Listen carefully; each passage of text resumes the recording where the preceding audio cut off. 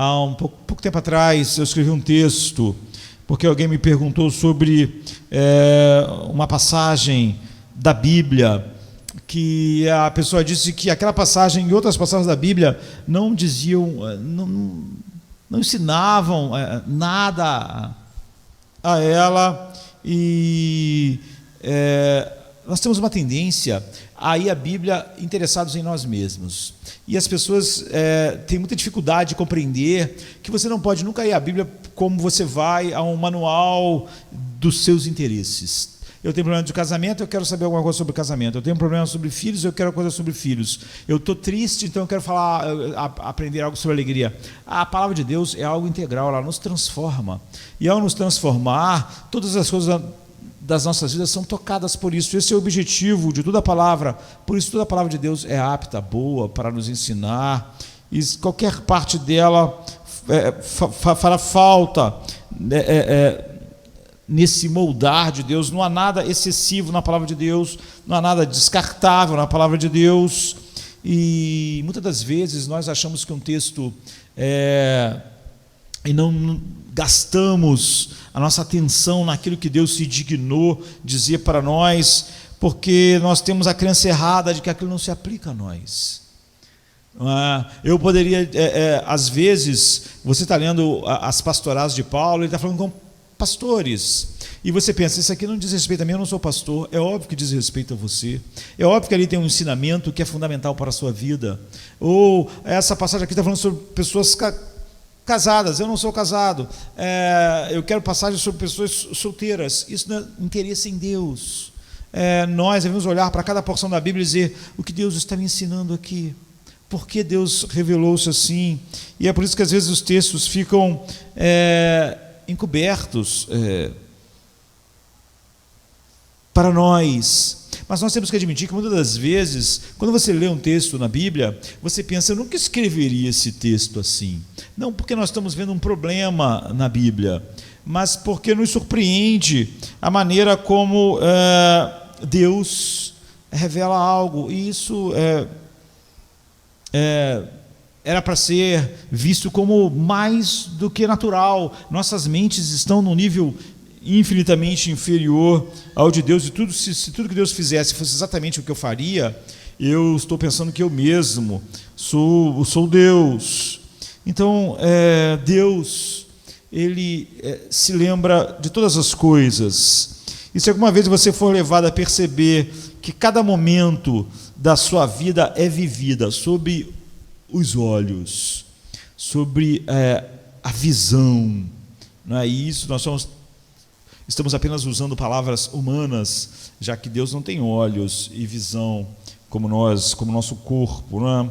Mas que vocabulário nós íamos poder usar? Quando nós sabemos que vivemos continuamente diante dos olhos de Deus, diante da sua audição, na presença de Deus, todo santo, eterno, onisciente, nós descobriríamos que nossa vida é uma coisa séria.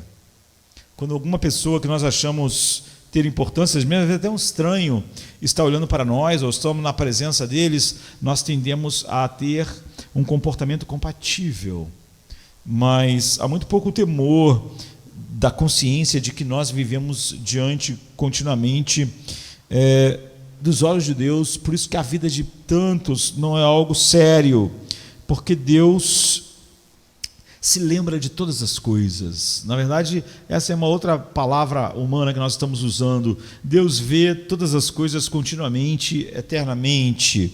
E o texto, então, está em Números, capítulo 1, de 1 a 89. E esse é o capítulo mais longo do livro de Números. Há pessoas que Números, não é, e Levítico ficam um pouco distante, porque muitas pessoas leem a Bíblia só para ter uma leve sensação agradável. A gente chama isso de devocional, pela manhã, depois pela noite.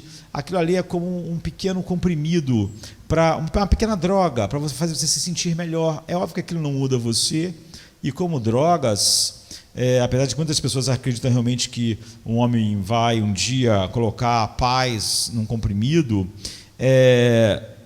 ou algum tipo de terapia, na verdade, aquilo tem só um efeito que uma droga tem, que logo passa, e aquilo não causa nenhuma mudança realmente nas fontes que poderiam produzir paz em nossos corações.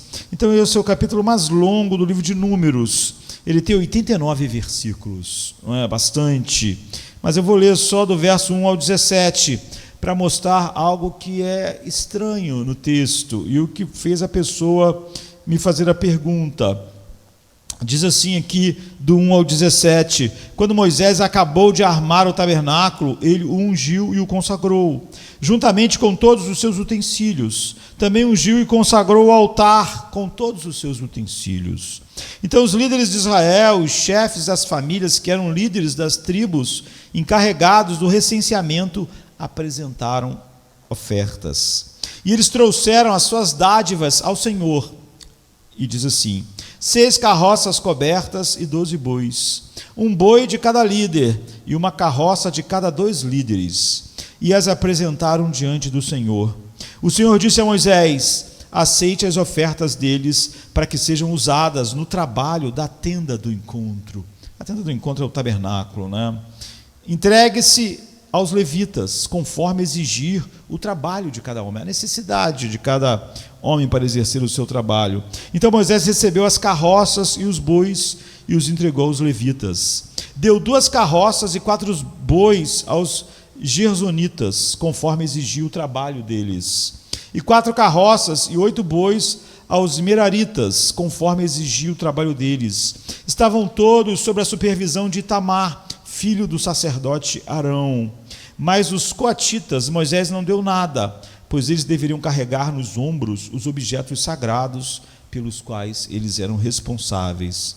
Quando o altar foi ungido, os líderes trouxeram as suas ofertas para a dedicação do altar e as apresentaram diante dele, pois o Senhor tinha dito a Moisés: cada dia um líder deverá trazer a sua oferta para a dedicação do altar. E no primeiro dia, Naasson, filho de Aminadab, da tribo de Judá, trouxe a sua oferta. A oferta dele foi um prato de prata de 1,560 kg, e uma bacia de prata para as aspersões de 840 gramas, ambos pesados com base no peso padrão do santuário, cada um cheio da melhor farinha amassada com óleo, como oferta de cereal, uma vasilha de ouro de 120 gramas, cheia de incenso, um novilho, um carneiro e um cordeiro de 1 ano como holocausto, um bode como oferta pelo pecado, e 2 bois, 5 carneiros, 5 bodes e 5 cordeiros de 1 ano, para serem oferecidos como sacrifício de comunhão. Essa foi a oferta de Naasson, filho de Aminadab. Então, a mente natural, a mente carnal, quando lê os próximos 66 versículos que seguem a esses primeiros que nós lemos, vai pensar assim: que redundância estranha, que repetição sem sentido, não é? Porque, de fato, se esse capítulo tivesse sido escrito pelo homem natural, apenas para registrar um fato, pertencentes às ofertas que foram levadas para a consagração do tabernáculo, a dedicação do tabernáculo, esse capítulo seria mais curto.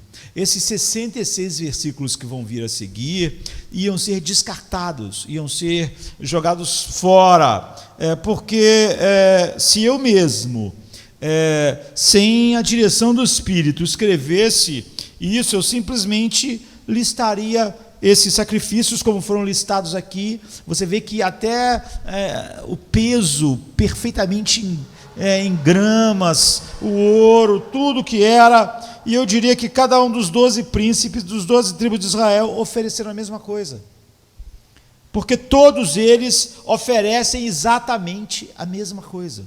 A oferta é exatamente igual, a mesma quantidade de cada coisa. Então, porque tudo é repetido, mudando só o nome, o que ele vai fazer é pegar esses príncipes de cada tribo e vai só mudar, em vez de ser os nomes que nós lemos, ele vai repetir a mesma coisa e colocar o nome dos príncipes da outra tribo. Depois o texto vai repetir exatamente a mesma coisa e mudar os nomes, botar os nomes da outra tribo, e assim sucessivamente por 66 versos. Mas é óbvio que os pensamentos de Deus não são os nossos pensamentos, como diz Isaías 55, e os caminhos de Deus não são os nossos caminhos. Nos versos seguintes, do 18 até 83, o Espírito Santo inspirou Moisés a nos dar um relato detalhado, repetido, de cada coisa que era trazida, com o nome de cada um dos príncipes que representavam cada tribo, representando todo o povo de Deus, não é? Da oferta que ele trouxe a Deus no santuário, na consagração do tabernáculo. Então, cada nome brilha na sua própria distinção.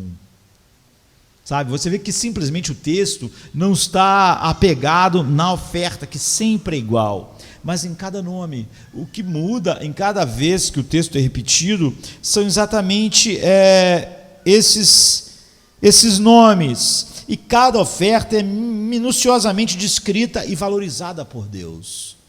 Cada oferta, de acordo, a Bíblia diz, com o ciclo do santuário. Não era nada que pudesse ter margem de erro. Não é? Aquilo que é trazido em ouro, em prata, o peso é exatamente igual. Então Deus se deleita em registrar todo esse pequeno serviço, todo pequeno presente amoroso que foi levado, e cada coração que levou aquilo com alegria diante de Deus. Deus ressalta o que é levado e ressalta cada um dos nomes, e Deus nunca esquece nada.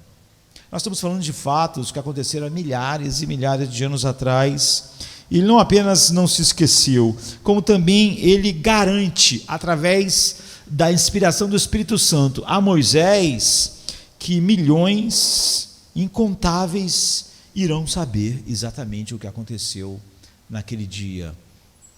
E esses 12 príncipes de Israel, eles nunca imaginaram, eu tenho certeza absoluta, que o que eles estavam fazendo naquele dia, que era simplesmente um culto a Deus como Deus determinou que ele fosse cultuado, que isso seria esse culto a Deus, os seus nomes e essas ofertas iam ser proferidos de era em era, e de que milhares de anos depois, num dia como hoje, nós íamos saber seus nomes, nós íamos saber o que eles levaram, e os seus nomes iam ser lidos por milhões e milhões de pessoas durante toda a história do mundo.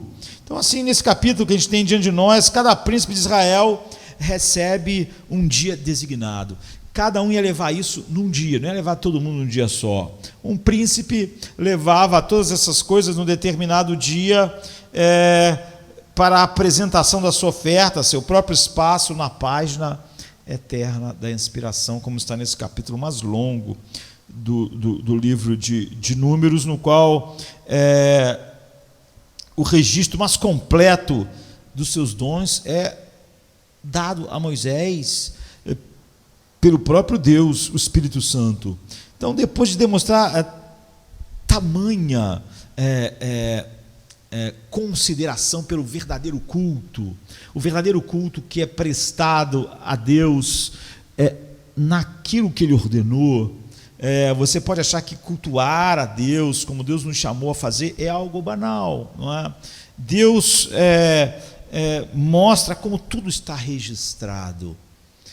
Você pode ter perdido. Essas pessoas, anos depois, podiam não lembrar direito. Deus está dizendo, eu lembro cada vez que verdadeiro culto é colocado diante de mim, da maneira que eu estabeleci, como o Espírito Santo leva o adorador. Então, depois de demonstrar essa grande consideração por cada presente dado, não é? Cada dádiva, o príncipe que o trouxe, a tribo que ele representava e o nome dele, Moisés, depois de repetir isso de novo, só mudando o nome dos príncipes, mas repetindo o mesmo texto, o que parece uma redundância, ele continua o registro inspirado no verso 84 a 89, dizendo: essas foram as ofertas dos líderes israelitas para a dedicação do altar, quando este foi ungido: 12 pratos de prata, 12 bacias de prata para as aspersões e 12 vasilhas de ouro. Cada prato de prata pesava 1,560 kg, e cada bacia para as aspersões pesava 840 gramas. O total de peças de prata pesava 28,8 kg, com base no peso padrão do santuário. As 12 vasilhas de ouro cheias de incenso pesavam cada uma 120 gramas, com base no peso padrão do santuário. O total de vasilhas de ouro pesava 1,440 kg. O total de animais oferecidos em holocausto foi 12 novilhos, 12 cordeiros e 12 cordeiros de 1 ano. Juntamente com as ofertas de cereal, 12 bodes foram trazidos para oferta pelo pecado. O total de animais oferecido em sacrifício de comunhão foi 24 bois, 60 carneiros, 60 bodes e 60 cordeiros de 1 ano.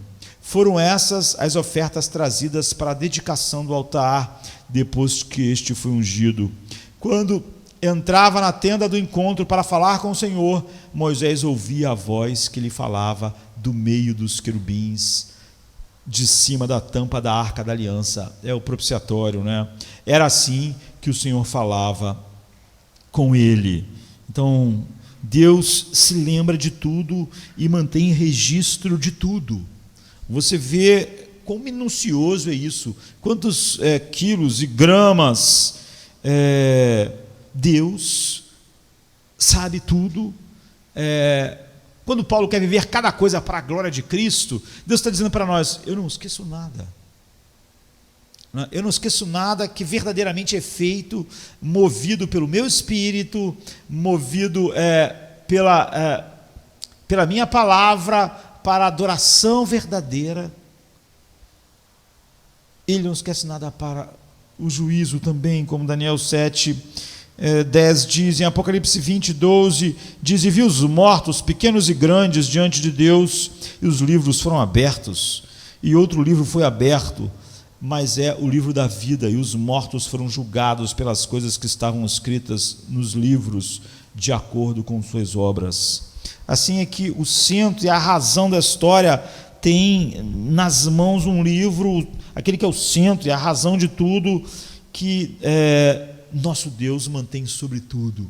É por isso que Jesus disse: olha, nenhuma palavra que você acha que não foi nada demais que saiu da tua boca, que você acha que é uma coisa boba, que foi sem querer, de todas essas palavras Deus vai querer que você dê conta, não é? Os homens vão dar conta. Então, as coisas escritas nesses livros são registros oficiais do tribunal do céu. É óbvio que Deus não precisa de livros. Deus só quer mostrar, na maneira como os homens registram coisas, que nada está perdido, que nada está esquecido. Ações, intenções, pensamentos dos nossos corações. E um dia cada homem será confrontado por todas essas coisas. A ideia de que nossos pensamentos são privados é uma tolice, já que Deus é o público dos nossos pensamentos, das nossas intenções, não só do que nós cantamos hoje, mas da intenção que tínhamos ao coração, de fato, verdadeira ou não, quando cada palavra saiu dos nossos lábios. E os 12 príncipes das 12 tribos de Israel trouxeram as suas ofertas aos levitas em 6 carroças cobertas por 12 bois. E nós sabemos que o número 12 é significativo na Bíblia. Nós temos 12 filhos de Jacó, e por isso nós temos 12 tribos de Israel. E nós temos 12 apóstolos, e nós temos 12 portas para a Nova Jerusalém, 12 anjos nos portões. Então, na verdade, o 12 representa toda a igreja dos eleitos de Deus. Os 12 filhos de Jacó representam toda a linhagem de Abraão, do verdadeiro Abraão, não é? Daqueles que são abençoados em Abraão, os eleitos. E representam toda a igreja de Cristo.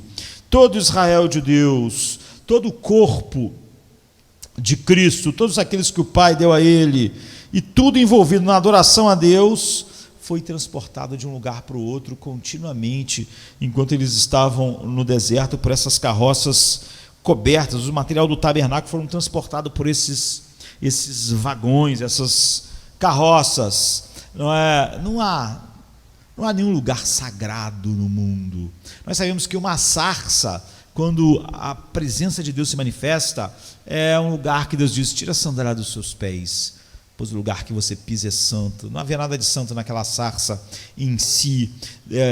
É a percepção daquilo que é a piedade, a percepção contínua de que você está sempre diante de Deus. Faz momento após momento sagrado. E tudo na terra, mesmo as ordenanças da adoração divina, é móvel e temporário. Você não está sobre um compromisso de adoração, piedade, reverência diante de Deus nesse lugar e menos em outro lugar. Acho muito estranho, né? Quando as pessoas dizem: olha como aquela pessoa está lá no altar, aqui onde eu estou. Porque realmente essas pessoas acreditam que você está mais diante de Deus aqui do que ali, do que lá, quando na verdade no meio, na igreja não existe altar. Isso aqui não é um altar. Isso aqui é só um palco onde a gente está falando, porque esse é o nosso costume. Você vê que na Bíblia o costume era o oposto. A Bíblia diz que Jesus leu Isaías, como era de costume na sinagoga, e então depois de ler ele sentou para falar. Você vê, Jesus, na época de Jesus, o costume era diferente. Você lia o texto, depois você sentava numa cadeira lá e você falava com as pessoas, em vez de ficar em pé. Não está certo ficar em pé e nem sentado. Essas coisas não importam. É igual quando, hoje em dia é muito comum você ler toda espécie de baboseira sobre hinos, principalmente no mundo reformado. Tudo aquilo é só gosto de seres humanos. Não tem nenhuma base bíblica. Um hino só precisa ter um texto bíblico e uma melodia que você está cantando o hino. Não há mais nada na Bíblia que vai falar a respeito de outra coisa. Sobre a altura, quão alto é, quão baixo é, quantas pessoas podem me ouvir, se a pessoa do lado pode me ouvir, a outra pode, se a terceira não pode, que tipo de ritmo, não há nada na Bíblia sobre isso. Tudo que as pessoas estão falando sobre aquilo, elas estão inventando, mas elas dão uma capa de espiritualidade, elas tentam inventar. Nós temos essa tendência. Então, tudo na terra, mesmo as ordenanças da adoração divina, ela está calcada no que Deus diz, mas é móvel. Onde um filho de Deus está, aquele lugar deve ser para ele um lugar onde ele tem a consciência da presença de Deus. Somente Deus, nosso Salvador, é imóvel, é imutável, é eterno, como Malaquias 3,6 diz, e Hebreus 13:18. Então, a adoração a Deus, toda adoração verdadeira é espiritual. Ela, como João 4:23-24, Filipenses 3:3 diz. Então, nós podemos dizer quão condescendente, quão gracioso, quão bom Deus é. Ele estabeleceu sua igreja no mundo. E Ele deu a eles um coração que tem a percepção, isso é piedade, da contínua presença dele aonde nós estamos. E a reunião dos seus eleitos no culto público, a igreja do Deus vivo, com quem ele se encontra como corpo,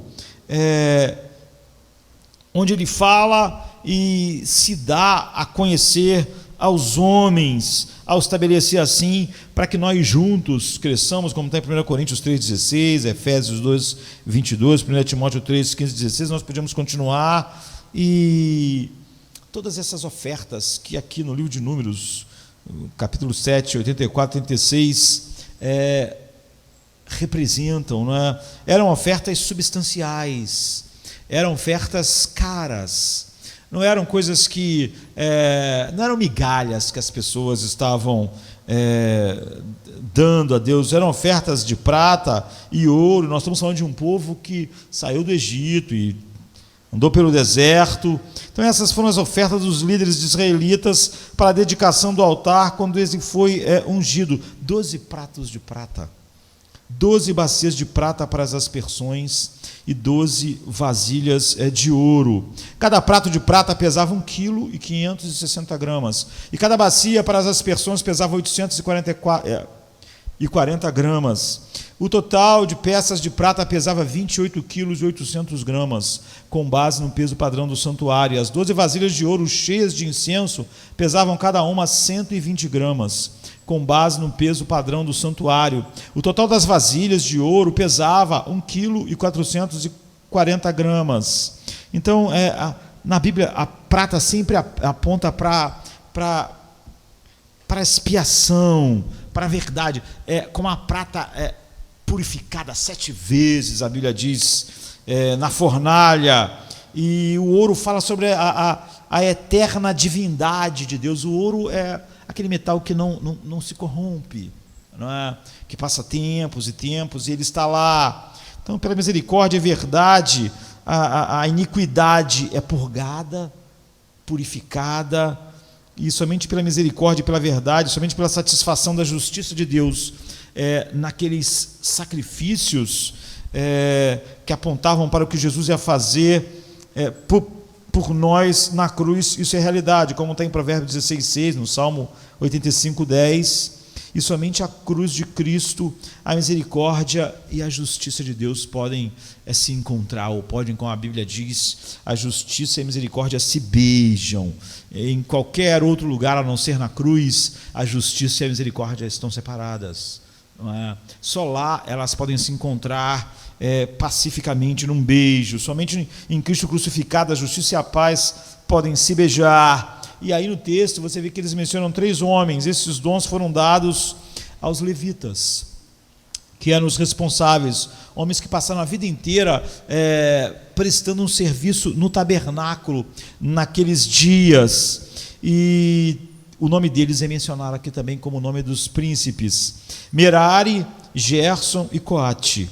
E os presentes foram divididos entre eles, entre esses que eram responsáveis por outro grupo de homens que fariam o trabalho. E o trabalho de Merari era gerenciar as armações, os travessões e as colunas e as bases que sustentavam as cortinas de linho que cercavam o pátio do tabernáculo. Ou seja, eles eram responsáveis por todas as coisas no tabernáculo que eram externas. A lona, as coisas que prendiam, tudo que era externo, tudo que você podia ver e que era externo. Ele e os seus filhos receberam a tarefa de manter registro preciso desses itens, já que eles tinham que desmontar e montar, e tudo tinha que estar exatamente conforme Deus disse. E eles tiveram que prestar contas, então, desses itens. Não podia montar e estar faltando uma peça, faltando uma coisa lá. E eles faziam isso de novo e de novo. E eles carregavam esses itens de um lugar para o outro. A Bíblia diz: conte os meraritas conforme os seus clãs e famílias, todos os homens entre 30 e 50 anos, aptos para servir, para que façam o serviço da tenda do encontro. Esta é a responsabilidade deles no serviço que realizam na tenda do encontro: carregar as armações do tabernáculo, seus travessões, suas colunas e suas bases, bem como as colunas do pátio que rodeia a tenda, com suas bases, suas estacas e suas cordas, todos os seus utensílios e tudo o que está relacionado com o seu uso. Designe a cada um aquilo que deverá levar. Este é o serviço dos filhos do clã dos Meraritas. Todo o serviço deles na tenda do encontro estará sob a supervisão de Itamar, filho do sacerdote Arão. Capítulo 4, verso 29 ao 33. E depois havia o trabalho de Gerson, que era suportar e manter as cortinas e os revestimentos de pele. Depois estava o travessão, corda, tudo tinha que ser coberto, não é? Com as cortinas e com peles. Esse é o revestimento de pele, as coisas que mantinham no lugar o tabernáculo, que era movido no deserto, como tem em Números 4, 21 a 28. E a oferta dos 12 príncipes foram divididas entre Merari e Gerson, e 12 vagões e 4 bois para Gerson, e 4 vagões e 8 bois para Merari. A quantia fornecida era proporcional ao que era necessário para o trabalho ser feito. Ambos estavam envolvidos com os elementos exteriores do tabernáculo. Então isso é importante. Merari e Gerson e o clã deles era envolvido só com aquilo que era externo ao tabernáculo, o serviço externo do tabernáculo. E a quantia fornecida então foi proporcional ao trabalho envolvido, e ambos estavam com essa responsabilidade. Mas então nós tínhamos as ofertas sobre o filho de Coate, os coatitas. E ele e seus filhos eram os portadores das mobílias do tabernáculo. Os coatitas levavam o que estava dentro do tabernáculo, todas as coisas preciosas dentro do tabernáculo. Só os coatitas poderiam levar as mobílias, a arca e todas essas coisas.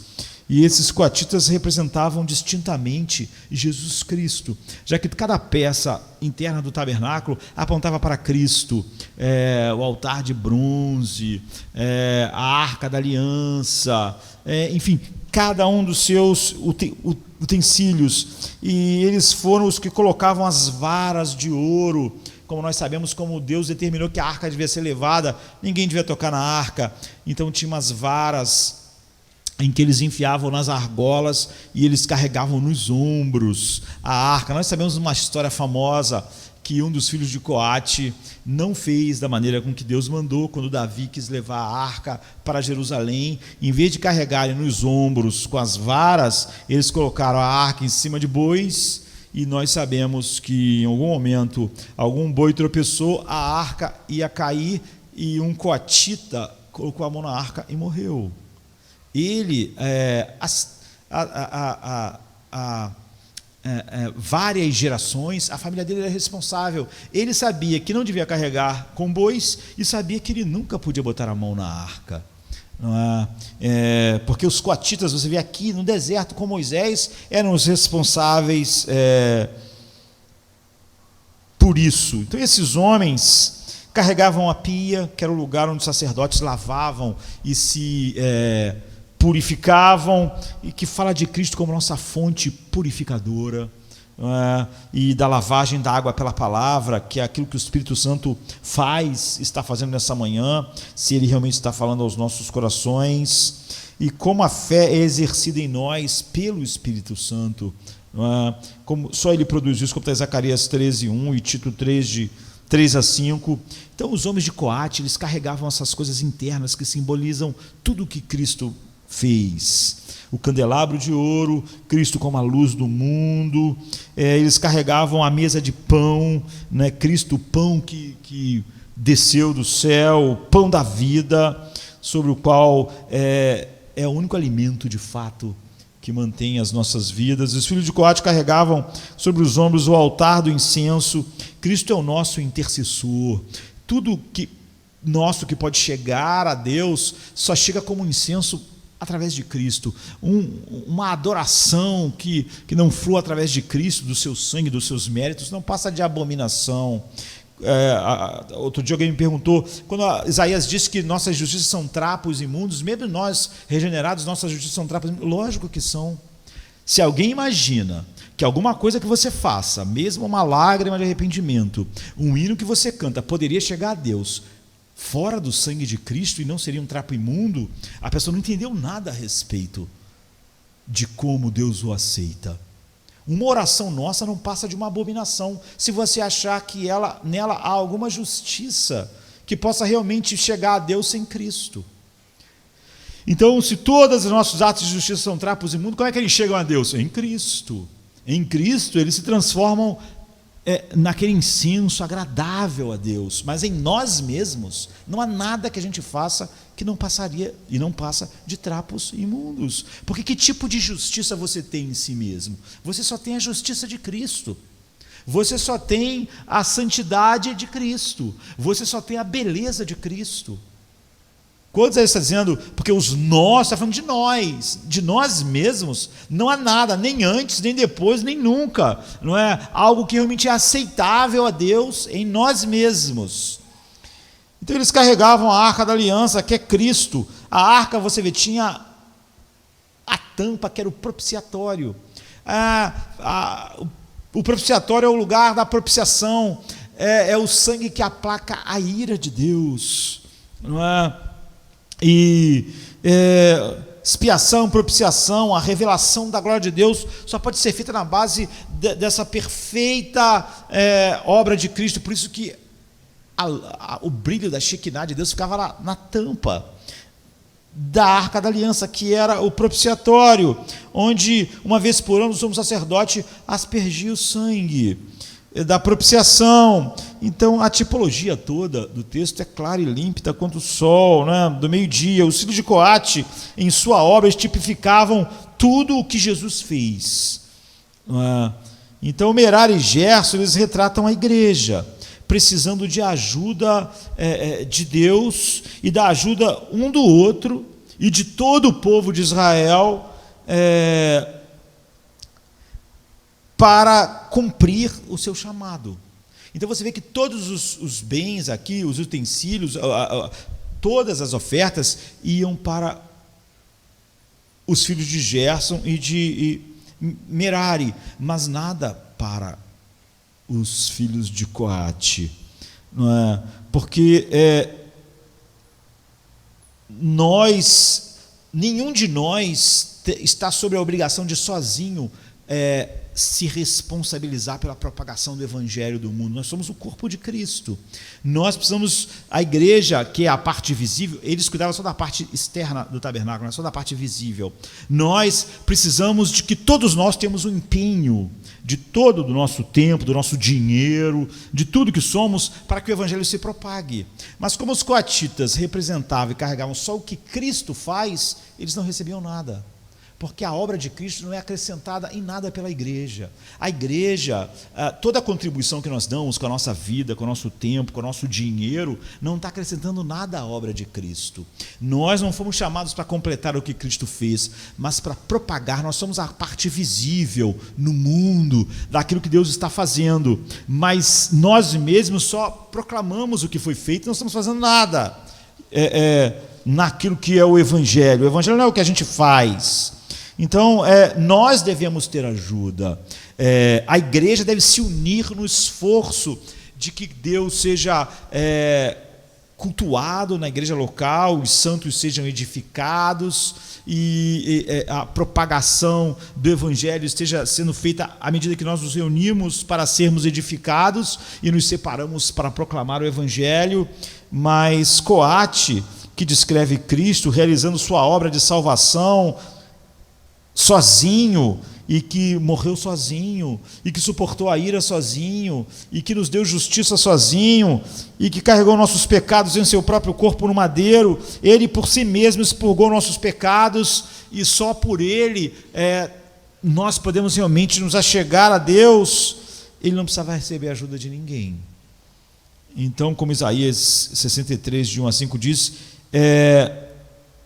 ele não recebeu nada dos homens para completar a sua obra diante de Deus. Então, em 63, de 1 a 5 diz: quem é aquele que vem de Edom, que vem de Bosra, com as roupas tingidas de vermelho? Quem é aquele que, num manto de esplendor, avança a passos largos na grandeza da sua força? Sou eu que falo com retidão, poderoso para salvar. Porque tuas roupas estão vermelhas como as que pisa uvas no lagar. Sozinho eu pisei uvas no lagar das nações, ninguém esteve comigo. Eu os pisoteei na minha ira e os pisei na minha indignação. O sangue deles respingou na minha roupa e eu manchei toda a minha veste, pois o dia da vingança estava no meu coração e chegou o ano da minha redenção. Olhei e não havia ninguém para ajudar-me, mostrei assombro e não havia ninguém para apoiar-me. Por isso meu braço me ajudou e a minha ira deu-me apoio. E nos versos 12 a 83 nos dão essa contabilidade precisa de Deus sobre todas as coisas e para o que todas essas coisas apontam. Os itens do registro divino de cada item oferecido pelas os 12 príncipes das 12 tribos eram nomeados pelo nome, e tudo que ele deu era listado até o último ciclo. Você vê que ele fala em gramas. Não é? E se você ler o capítulo inteiro, você verá que cada príncipe trouxe e deu exatamente a mesma oferta. Nenhum príncipe de nenhuma tribo, aquela tribo ali é maior, aquela tribo é menor, todos deram exatamente nas gramas a mesma coisa. Você vê como a contabilidade é perfeita, completa, cada príncipe, representando cada tribo, traz exatamente a mesma coisa. Deus manteve o registro de tudo que seus príncipes lhe deram, todo o sacrifício que foi feito, cada animal que foi morto, que animal era. Deus sabe tudo com perfeição. Não é? Deus não é como nós, que de fato precisamos de registros externos. Então nós temos diante de nós uma imagem, um maravilhoso incentivo a respeito das nossas vidas como povo de Deus neste mundo. Não há nada, não há absolutamente nada, nós que estamos assegurados pela obra perfeita de Cristo, sendo um com Ele em sua morte, nossas vidas vividas a cada dia são aceitas nele e somente pelo que Ele fez. Por isso os filhos de Coate eram desse jeito peculiar, e nós sabemos que o que fazemos é o resultado do que Ele fez, ou seja, o amor em nossos corações foi comprado com o sangue dEle. O deleite para nos dar a Deus, nos deleitar na verdade, vem da obra dEle.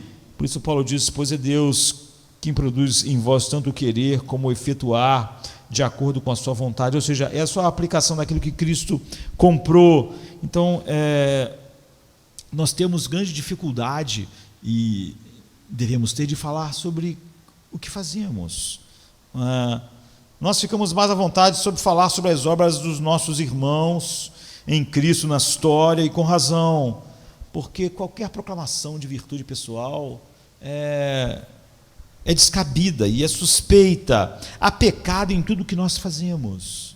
É por isso que tudo no altar, no culto a Deus, tinha que ser coberto com sangue, tinha que ser passar pelo sacrifício, porque nada era aceitável em si mesmo, não importa quão nobre fosse a intenção de quem oferecia, tinha que ser com sacrifício, tinha que ser com sangue, porque tudo que flui de nós mesmos e não em Cristo está com as impressões digitais do pecado.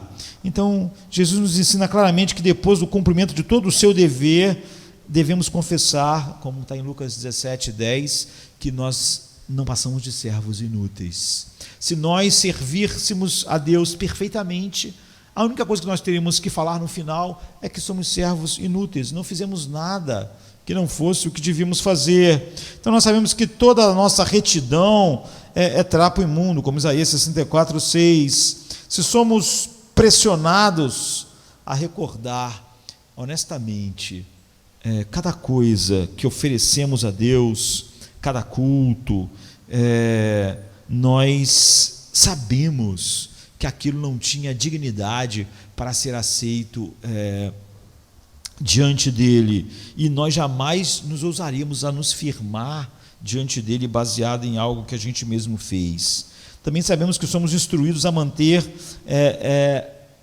e glorificar a Cristo através de uma vida de obediência, mas que essa obediência precisa ser, contudo, não eu, como Paulo diz, mas a graça de Deus em mim. E sabemos que nossa oferta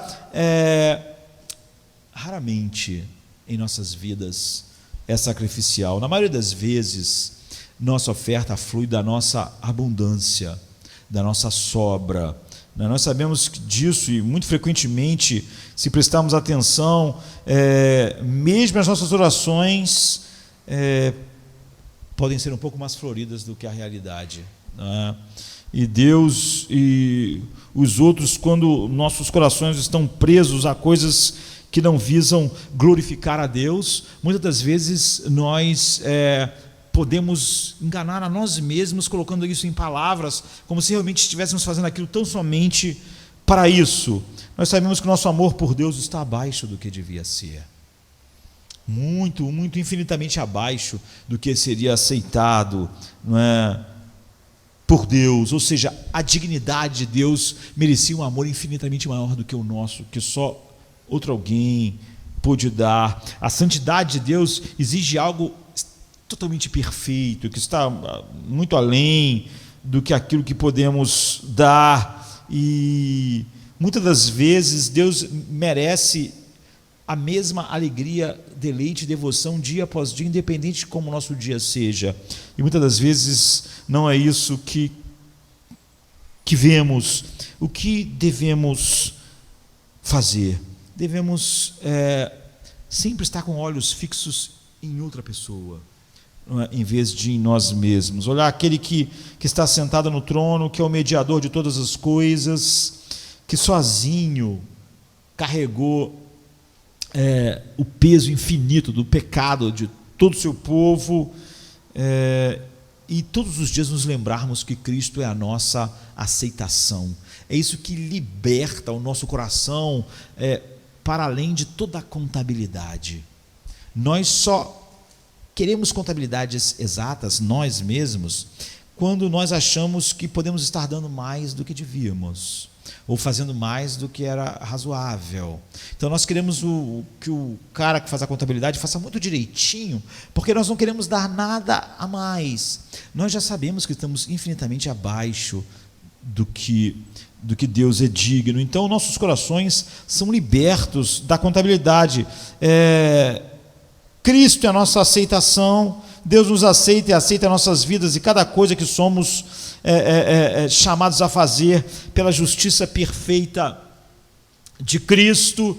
Então, olhe para esses 12 príncipes, todos eram pecadores, todos tinham que trazer animais para a oferta, e lembre-se que Deus os levantou soberanamente nas colinas de estrume da escravidão do Egito. Eles aqui são descritos como príncipes, mas é isso que eles eram de verdade. Note bem que os príncipes não deram conta de como seria, foi Deus. Eles não decidiram, nós vamos cultuar a Deus assim, a tribo lá vai fazer desse jeito, e a outra tribo do jeito dela. Todos eles estavam ouvindo o que Deus quer. Então observe também que Deus se lembrou de suas ofertas individualmente. A Bíblia diz: cada príncipe em seu dia. Todo príncipe fez sua oferta pela consagração e glória do tabernáculo ao seu dia. A questão não era o que eles iam ganhar, isso Deus já tinha feito tanto por eles. A questão era a consagração da glória de Deus no tabernáculo e tudo que ele representava em Cristo. Isso fala de um tempo determinado, quando, pelo deleite do que Deus fez e faz em nós, nossos corações são inclinados a responder em obediência. Não é? Como Paulo diz, o amor de Cristo nos constrange, um morreu por todos, logo todos morreram. Você vê, nada do que Paulo está dizendo para que a gente não viva para nós mesmos, é para pagar ou para alcançar uma medida satisfatória de retorno a Deus. É o constrangimento por algo que jamais pode ser retribuído. Então toda a contabilidade se foi. O que existe é uma alegria em servir a Deus como Ele quer. Então nossas obras são ordenadas por Deus e serão realizadas no tempo designado por Deus em nossos dias, e nós vamos tratar de todas essas coisas sem uma contabilidade, pensando que de alguma maneira podemos exagerar. Isso flui da nossa profunda gratidão, e há um deleite em nós em pensarmos de que Deus lembra. E essa são boas notícias se nós estamos em Cristo. Ele se lembrará com precisão exatamente e será responsável por todos nós. Ele se lembra de todas as coisas. Ele se lembra da sua aliança. Ele se lembra de cada um de nós, que Ele deu o seu Filho. Afinal, Ele operou o querer e o realizar segundo a sua vontade em todos os que realmente Ele elegeu e chamou. E no final, Ele lhes dirá se você é dele por escolha soberana em Cristo. Se você é, ele vai dizer, servo bom e fiel, e você sabe que não foi fiel e bom. Você sabe que a aceitação dele em te chamar assim é porque ele está vendo uma outra obra que não foi a obra do constrangimento, do amor que fez você se apegar a Cristo, está distante de os olhos santos de Deus poderem dizer que aquilo foi realmente bom e perfeito diante dele. Então, enquanto os homens ricos, por exemplo, lançavam grandes somas do tesouro, Cristo estava lá olhando e ele chamou a nossa atenção, escrevendo nas páginas da Bíblia o quase nada da viúva pobre. Não é? E Jesus disse assim para aquelas pessoas: está vendo esses homens, eles estão dando da sua abundância, mas ela deu a sua vida. Ela não estava fazendo contabilidade, ela deu tudo que tinha. E ela foi para casa com uma despensa vazia e se colocou nos braços daquele que lhe dera tudo de acordo com a riqueza da sua graça. E Jesus pegou isso, se lembrou e nos colocou como exemplo de como o coração regenerado opera. Você vê, Jesus está falando muito mais do que dinheiro. Ele está falando que o coração regenerado nunca faz contabilidades. Aquela mulher, ela não estava como os outros. Isso aqui está sobrando, isso aqui não vai fazer falta. O coração regenerado opera por esse constrangimento infinito. É por isso que quase sempre quando as pessoas falam em dinheiro, por exemplo, quanto eu tinha que dar, quanto eu não tinha que dar, essa pessoa não devia dar nada, não é? Porque esse é exatamente o espírito. A pessoa está com medo de estar fazendo algo excessivo, não é? Porque nunca é óbvio que a pessoa está com medo de estar dando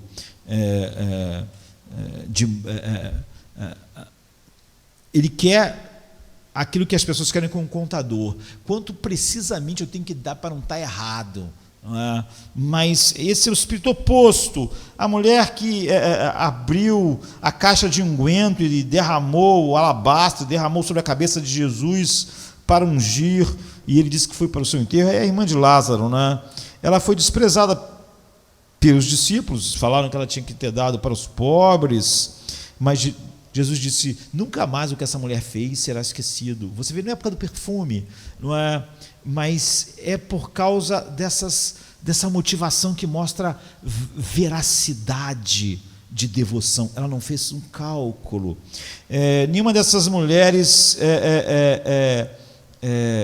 que Jesus lembra mais de uma vez assim, construiu um edifício, fez obras sociais impactantes, elas não pregaram 95 teses nas portas de alguma catedral, e elas não iniciaram uma revolução, não iniciaram uma reforma, elas não se sentaram no sino de Dort e argumentaram corretamente contra os arminianos. Elas fizeram o que podiam, e o que elas fizeram estava banhado de tanta devoção que Jesus disse: onde o evangelho for pregado, isso será mostrado. Essa devoção será mostrada. Essa devoção que pode pregar teses numa porta assim de uma catedral, sem levar em conta nada, sem fazer um cálculo. Isso é perigoso demais, isso leva à morte, isso leva ao banimento, isso leva à fogueira. É esse espírito. Essa mulher, não há nada diferente entre ela e Lutero. Você vê, ela está sem nenhum cálculo, ela está se derramando, e ela fez tudo o que podia, e é o que Mateus 25, 34 a 40 diz, ou Marcos 9, 41. Deus nos aceita, aceita a nossa vida em Cristo, e somente na obra perfeita de Cristo. E o que ela faz em nossos corações é, primeiro, não questionarmos como Deus estabeleceu que Ele deve ser adorado, servido, e nós devemos ter um deleite nele. Foi o que aconteceu aqui. E você vê que a Bíblia, ela registra o nome de várias pessoas que você não sabe o que elas fizeram. Elas só eram membros de uma igreja, e elas só fizeram tudo o que elas podiam naquele pequeno contexto. A maior carta que os olhos humanos jamais vão ler, termina assim: eu recomendo-lhes nossa irmã Febe, serva da igreja em Cencreia. Peço que a recebam no Senhor de maneira digna dos santos e lhe prestem a ajuda que venha a necessitar, pois tem sido de grande auxílio para muita gente, inclusive para mim. Saúdem Priscila e Áquila, meus colaboradores em Cristo Jesus. Arriscaram a vida por mim, sou grato a eles. Não apenas eu, mas todas as igrejas dos gentios. Saúdem também a igreja que se reúne na casa deles. Saúdem meu amado irmão Epêneto, que foi o primeiro convertido a Cristo na província da Ásia. Saúdem Maria, que trabalhou arduamente por vocês. Saúdem Andrônico e Júnias, meus parentes que estiveram na prisão comigo. São notáveis entre os apóstolos e estavam em Cristo antes de mim. Saúdem Ampliato, meu amado irmão no Senhor. Saúdem Urbano, nosso cooperador em Cristo. O meu amado irmão Estaques. Saúdem Apeles, aprovado em Cristo. Saúde os que pertencem à casa de Aristóbulo. Saúdem Herodião, meu parente. Saúdem os da casa de Narciso, que estão no Senhor. Isso é a escritura inspirada pelo Espírito de Deus.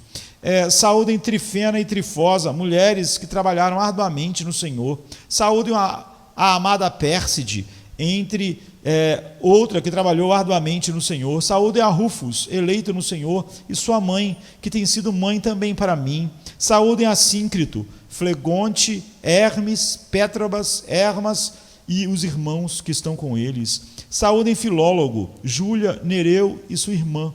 E também Olimpa, e todos os santos que estão com eles. Saúdem uns aos outros com um ósculo santo. Todas as igrejas de Cristo enviam-lhes saudações. Recomendo-lhes, irmãos, que tomem cuidado com aqueles que causam divisão. Você vê, ele começa a mencionar um monte de pessoas, e alguns eles nem falam o nome, ele diz, e outros irmãos e irmãs que estão junto com eles, e depois ele volta àquela lista.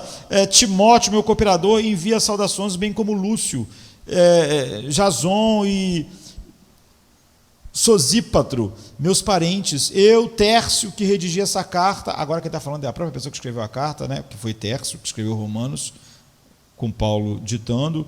Eu, Tércio, que redigi esta carta, saúdo vocês no Senhor. Gaio, cuja hospitalidade eu e toda a igreja desfrutamos, envia-lhe saudações.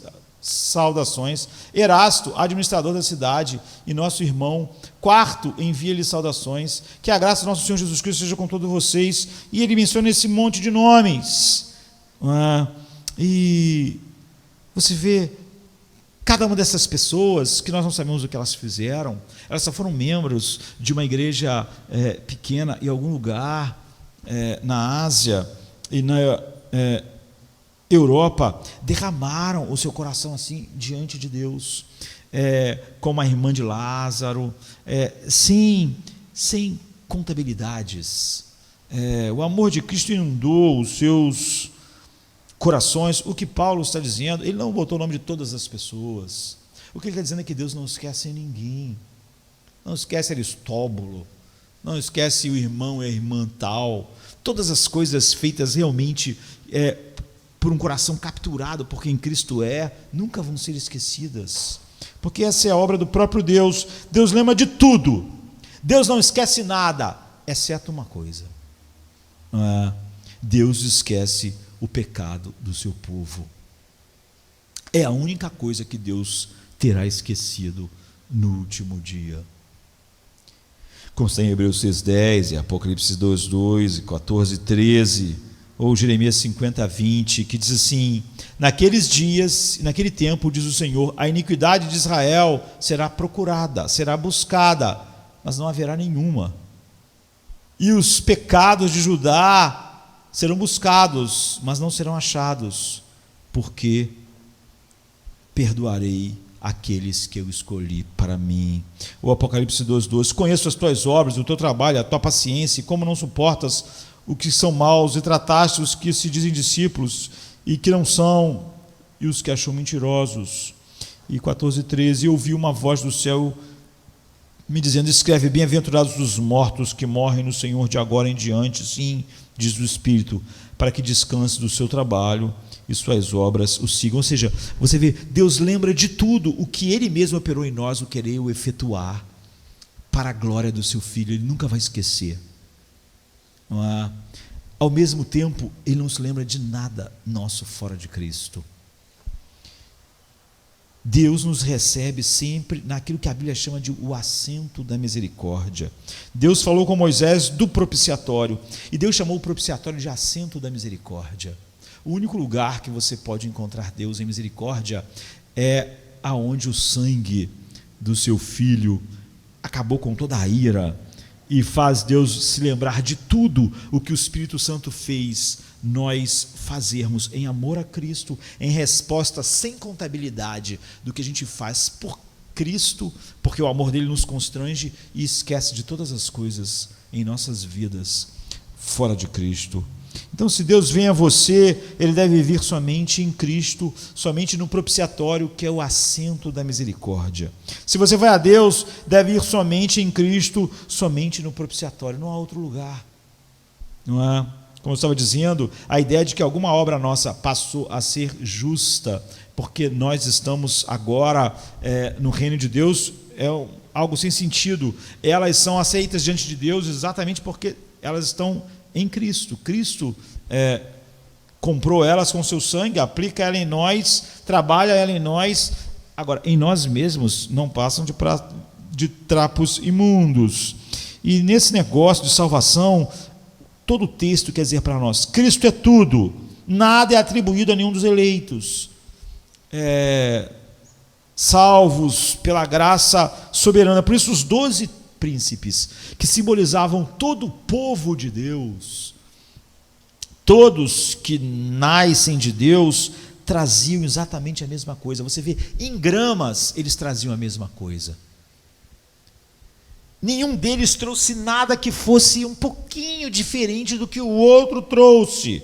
Eles trouxeram o mesmo sacrifício, para o mesmo sangue propiciatório, as mesmas coisas. Eles trouxeram a mesma justiça, eles trouxeram a mesma obediência, a mesma perfeição, a mesma vida, porque você não pode levar nada a Deus que não seja Cristo. É por isso que Paulo não vai levar no fim nada a Deus que eu leve algo diferente. Todos levavam em gramas, todas as coisas iguais, porque há só uma coisa que nós podemos levar ao Pai: Cristo. E quando nós levamos tudo, quando nós levamos somente Cristo ao Pai, todo o espírito de contabilidade, que nunca é... O espírito de contabilidade nunca é um espírito de alegria, não é? Você não está dando ou fazendo nada por alegria, mas por um senso de dever, obrigação ou imposição. Todas essas coisas são em Cristo, não acrescentam nada a Cristo, são o transbordar do que Cristo é, mas Cristo é a nossa oferta que flui do desejo dos nossos novos corações. Ninguém que vai estar no céu um dia terá levado ao Pai algo que não seja Cristo. Por isso é tão preciso o que cada um que representa todo o povo de Deus no texto tenha levado exatamente a mesma coisa. Nenhum deles pode ter eu vou colocar algo mais, algo meu, algo da minha ideia, algo da minha suposta beleza ou da minha... Não, ou você leva somente a mesma coisa que Paulo levou, Cristo.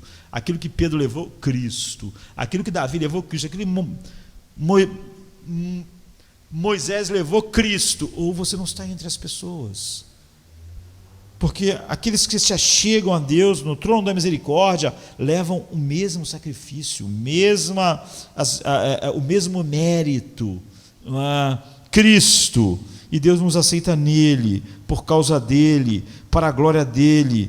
E Deus, que se lembra de tudo, em Cristo vai derramar sobre nós, não vai esquecer nada que nós tenhamos, por causa de tudo que Cristo fez. Os nossos novos corações tenham feito em Cristo, enquanto eles não lembram de nada fora de Cristo, nada daqueles que realmente são seus eleitos. Então veja os 2 últimos versos de Levítico 7. Aqui o Espírito Santo agrupa esses sacrifícios como se declarasse que todos esses grandes sacrifícios de adoração divina e todas as instruções a respeito deles têm um único propósito. Todos os sacrifícios foram dados para apontar pecadores a Cristo. Eles eram todos tipos de Cristo e todos foram cumpridos por Cristo, como está em Levítico 7, 37, 38, Hebreus 10, 10 e 14. Levítico diz assim: essa é a regulamentação acerca do holocausto e da oferta de cereal, da oferta pelo pecado, da oferta pela culpa, da oferta de ordenação e da oferta da comunhão. O Senhor entregou a Moisés no monte Sinai, no dia em que ordenou aos israelitas que trouxessem suas ofertas ao Senhor no deserto do Sinai. O que nós trazemos ao Pai sempre é Cristo. E se nós trouxermos nossa adoração, que não é em Cristo, não é por causa do transbordar, do constrangimento, do amor de Cristo, isso não está sendo levado a Deus. Nossa voz, nossa adoração, tudo que a gente fizer, nosso dinheiro, todas essas coisas, nós trazemos em Cristo. Nossa própria vida é derramada em Cristo. Cristo é o que nós levamos a Deus. Expiação, prata para o resgate, o nosso ouro, o nosso Deus de valor infinito, nossa misericórdia, nossa verdade, Ele é o nosso incenso de aceitação que sobe continuamente a Deus, agradável a Deus. Então Cristo é a nossa oferta, a verdadeira oferta queimada, como está em Levítico 1 e Efésios 4, 3,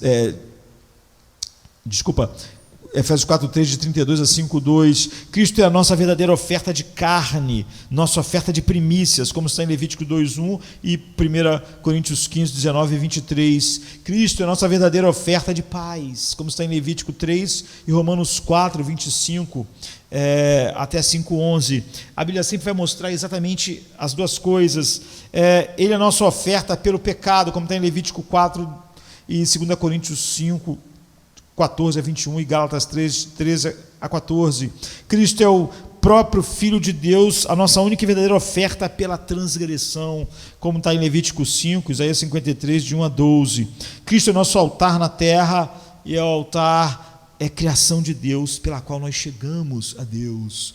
Todas as coisas do tabernáculo que apontavam em como nós chegamos a Deus era nada mais do que a maneira como o Pai estava durante séculos nos mostrando Cristo. Ele é o nosso sacrifício em quem somente os pecadores têm acesso e aceitação. Ele é o holocausto de oferta queimada. Ele é a oferta da paz. Por isso Cristo é a nossa paz. É a oferta pelo pecado, é a oferta pela culpa para todos os eleitos. E se chegamos a Deus por Ele. E se chegamos a Deus por Ele, temos um coração que é constrangido por esse amor, está além de toda a contabilidade, mas que não ousa levar nada a Deus que não seja Cristo. E nem pensa que tem alguma coisa com Deus porque levou alguma coisa fora de Cristo. É isso que faz nenhum de nós achar que nenhum de nós é maior do que outras pessoas. Não importa se você é o reformador Lutero ou se você é Aristóbulo, que você não sabe o que ele fez. Não importa. Tudo que Lutero tinha para levar a Deus é Cristo, e tudo que Aristóbulo tinha para levar a Deus é Cristo, a mesma coisa. Então bendito seja o seu nome. Nós podemos nos achegar a Deus, tudo que fizermos e faremos pelo deleite em Cristo, faremos zelosamente. Não vamos nunca fazer nada que não flua de um coração constrangido pelo amor de Cristo, mas sabemos que o desejo e o efetuar disso o Pai realiza em Cristo. Cristo é tudo em todos. É sobre isso que esse capítulo de Juízes é. E quando o homem conta moedinhas da sua vida para dar a Deus, quando ele faz suas contabilidades, quando ele pensa no prejuízo, quando ele pensa que está dando muito, só mostra que não entendeu que tudo que ele leva a Deus é Cristo. E isso tira todo esse coração voltado para si mesmo, que conta moedinhas, e que no fim ninguém levou a Deus algo diferente do outro, não importando como nossas vidas, a soberania dele determinou que nós vivêssemos. E é porque alguém jamais percebeu que Cristo é todo o seu prazer, toda a sua vida, que ele realmente conta moedinhas para não ficar no prejuízo de realmente dar demais a sua vida para Deus. E está dando muito quando recebeu pouco. Isso jamais passa na cabeça dos filhos de Deus. Então, a maneira certa de terminarmos esse grande capítulo de Juízes mas em nada tenho a minha vida por preciosa, contando que cumpra com alegria. Não é só que cumpra, você vê, mesmo que ele morresse, se não fosse com alegria, não teria valor, porque ele teria uma ideia de que a vida dele valia mais do que a glória de Cristo, e ele não tinha, e porque a vida dele não era mais importante que a glória de Cristo, então ele poderia dar a sua própria vida com alegria, sem contar moedas, sem pensar, será que vale eu perder a minha vida inteira e ser assassinado por causa da glória de Cristo? Então, mas em nada eu tenho a minha vida por preciosa, contando que cumpra com alegria a minha carreira e o ministério que recebi do Senhor Jesus Cristo para dar testemunho do Evangelho da graça de Deus. Atos 20, 24. Todos nós só podemos levar a mesma coisa a Deus, Cristo. Mas se isso é verdade, se nós levamos Cristo como nossa propiciação, Cristo como nossa oferta pela paz, Cristo como nosso holocausto, Cristo como nossa oferta queimada, Cristo como nossa justiça, Cristo como aquele que completou tudo em nós, então todo o nosso coração é dele. Todas as contabilidades terminaram, não é? Nós não acrescentamos nada à obra dele, por isso os coatitas faziam o seu trabalho sem nenhum tipo de ajuda, porque Jesus sofreu sozinho e fez tudo sozinho. Nós somos aqueles que externamente manifestam o reino de Deus ao mundo, mas fazemos isso com corações cheios de alegria, mesmo que isso nos leve até esse ponto aqui. Mas em nada tenho a minha vida por preciosa, contudo que cumpra com alegria a minha carreira.